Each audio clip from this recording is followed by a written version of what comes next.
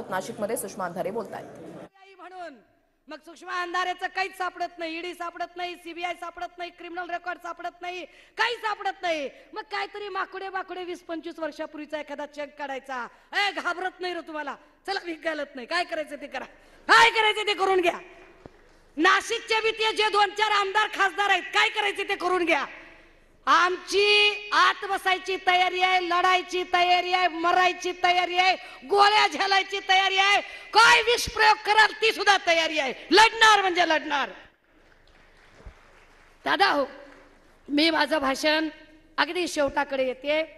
आम्हाला फक्त आजच्या दिवशी आमच्या नेत्यांना एवढाच शब्द द्यायचा आहे की सर, ही समोरची संख्या हे फार त्वेषाने लढणारा एक बारूद आहे आणि आम्ही सगळे तुमच्या सोबत प्राणपणाने आहोत.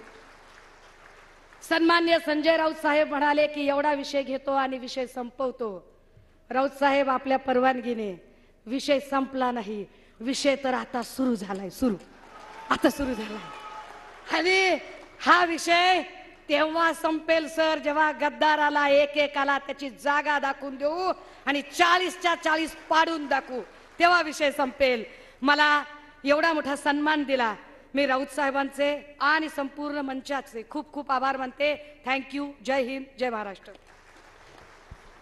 धन्यवाद सुषमाताई. तर विषय संपलेला नाही, विषयाला आता सुरुवात झालेली आहे असं सुषमा अंधारे यांनी या राज्यस्तरीय अधिवेशनामध्ये म्हटलेलं आहे. एक गद्दाराला जागा दाखवू आणि त्यांना पाडून दाखवू असं आव्हानाचं सुषमा अंधारे यांनी या ठिकाणी दिलेलं आहे.